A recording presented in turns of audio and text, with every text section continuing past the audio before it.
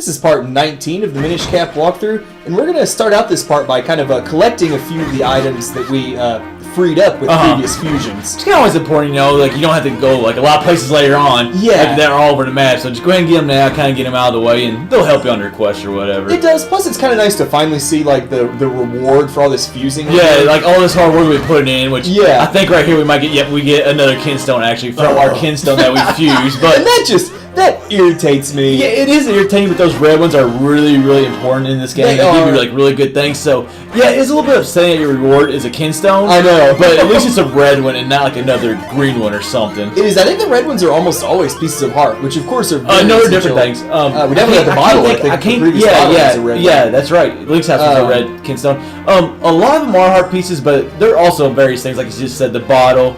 Yeah, there might be some other big things I can't think of right off the top of my head, but yeah, it's but yeah, it just for some reason it's like as soon as you fuse that kinstone and they're like, oh, here's your reward, another kinstone piece. You're like, really? Hey, we get going right here though. 200 rupees, man. Now that is, and this is where I think I first realized that I was like, oh yeah, that's right. You've got the bigger wallet. Yeah, We got to mention that in part 18. We can collect for a while now. Yeah, we mentioned this in earlier parts, and right here I kind of forgot about this place right here. I wasn't sure like exactly where the kinstone reward actually ended up being, so that's why I had to look at my map. But which I do think it's cool that at least they do show on your map. Yes, where it is. Definitely, man. How big of a pain would that be? You'd have to go trace down every one. Like they put like a treasure chest in like the middle of the Minish Woods, and I mean, not that's that big, but that would still be a pain. It would be, and like as soon as you fused, you'd have to go so you don't forget where it was. You have to go get it. Now here's the thing: I really like the blues, kind of like the middle kinstones. Like I can't remember really anything that we got from those fusions. I feel like there's very few blue fusions. It seems like they're the most. They're not the rarest ones because the red are obviously the rarest ones. They had the best rewards, but like. All I'm trying to say is like, what's our rewards for fusing blue kinstones? Sure. I cannot think of anything that we've got. No, not off the top of my head. Half a quarter piece of heart? I don't know. You got to collect 7 more to get another piece of heart. What, 25 rupees maybe? I genuinely don't know. They'll give you like 22 and a half. They'll give you like a half or something. So you got to collect 2 of them to actually get an even amount of coins or rupees. I can't think that there's been that many. I just call it rupees coins. I'm a little bit upset with myself. Oh, you've been playing too much Mario Kart, I think. That's actually very true. That is very true, actually. That new DLC dropped, which was awesome. Hyrule track, cool. Yes, that is true. That's kind of. I have been playing more because you can play as Link now. Yep. And he's also got that motorcycle, so yeah, I've been playing a little bit. Yeah, little off topic, little insight into the kind of. We got a 10-minute part running around Hyrule, man. We got to come up with something in the middle here. I know. Heck, we spent the whole last part talking about other games too. So. Yeah, that's what we do. We mention other games and like just daydream about the other games. That's about all we can do. Although I do think that we are about to go back to the lake too. We get to check out the shop guy's house. Yeah, shopkeeper. Yeah, Yeah, and he's the one that gets the bottle of dog food, and we're actually going to his place right here to empty that dog food. And we could have come here earlier to get this bottle, but now just the convenient time to do it. We're kind of in the area. The dog immediately starts jumping and following you around. I know, like a lot of people have like little dogs, but dude, that is one wussy dog. I'm sorry. I mean, like, okay. You don't like the pink bow and the pink I know a lot of men have little dogs, so but like it's got a pink bow.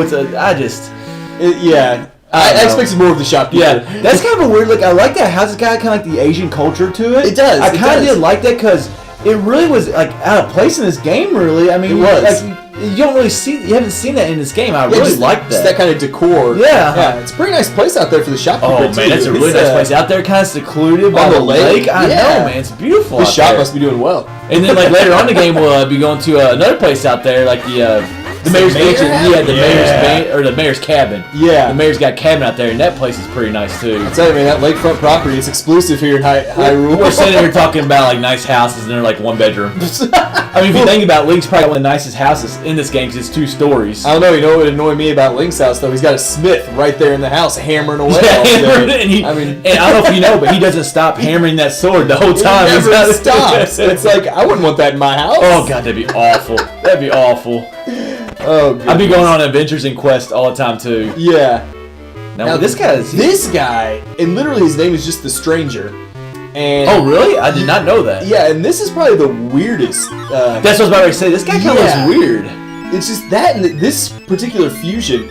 is just weird. Oh yeah, all it is just a glowing ball. It kind of goes together then, really. Yeah, it's a weird guy, and his name's just the Stranger, which I think's mysterious. How do you know that? Like that. Whenever you go to Fuse Kinstones, okay, so they show their name at the bottom. I did not know that. Yeah, well, it was funny. Like they showed earlier when you fused with like the chicken, it just said like Kuko Chick. Or yeah. I know what you're talking about. Yeah, the dog's name was Growler. Yeah. I kind of wish I would pay attention to that because I mean, there's I guess a lot of cool names. I mean, Growler. Yeah. That's a pretty well. I'm thinking about beer now, but not a dog's name.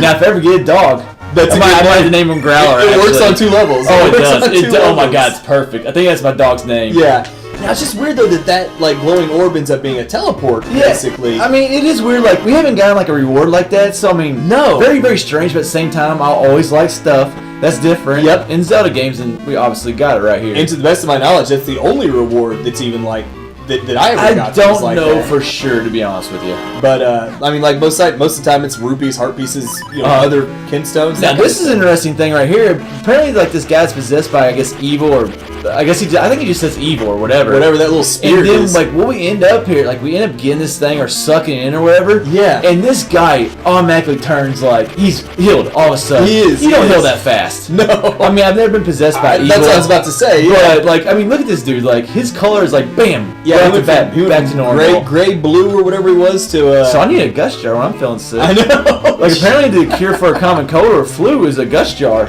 Like I said, we've never been possessed, so maybe that's how it works. I don't know. I don't think I've ever been. But possessed. It's just like, what does he give us? I thought he gave us something, but maybe he does. Does he give us another kinstone? No, we got 3. We got 3 in the house. We did, yeah, all 3 of those treasure. Oh, I guess it's mysterious shells. Yeah, which. You need those if you're gonna do a stupid figurine quest, which unless you're like a collector and unless you want 100% a game or you like collecting stuff, just don't even worry about the figurine quest.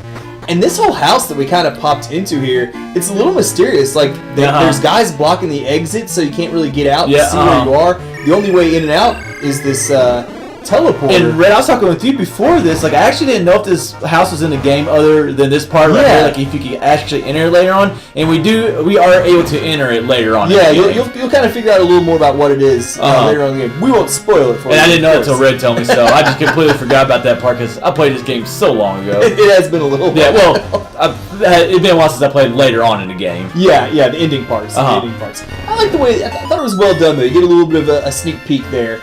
Of an area you'll be later in the game. Even though you don't get to see hardly any of the area, you just see the house. So. And here we've talked about before, but we'll be going back to Mount Crenel quite a bit in this game, and here's kind of our first trip back, and I think we're going here to get a sword technique, right? Yes, we're going to meet for Great Blade. I think he's only the second. He's the best trainer in Hyrule. God, they're all the best trainers in Hyrule. I love that part. It does crack me up. I like that. It's just neat little touches like that. It's like it gives the characters personality that they all say. I actually didn't know till today preparing for this that you actually go to one of Hyrule like 2 or 3 times. So I thought each one was a different place, but actually we end up going to one of them like 2 or 3 times. Which we do hit up him. You would think he had to be the best technically. If he's teaching you more techniques, you would think by because I'm not sure. Definition, he'd be the best. I think you're right because I don't think we learn more than one technique from any of the other masters. I think we learned like I think there's 7 or 8 of these altogether. I think so. It's one of those 2, but like we learned 3 I think from the Hyrule guy. Yeah. Which is Swiftblade. Swiftblade. Yeah, his name's Swiftblade. So Swiftblade. Now we've got Grey Blade. We had the one we met earlier. I think it's like Swiftblade, like the cleaners or whatever, or the air fresheners. Well, earlier I kept trying to call them Sling Blade and Switchblade. You're all over the place with these names. So I was getting close. Now this guy though, he teaches us a technique that looks really cool. It looks awesome.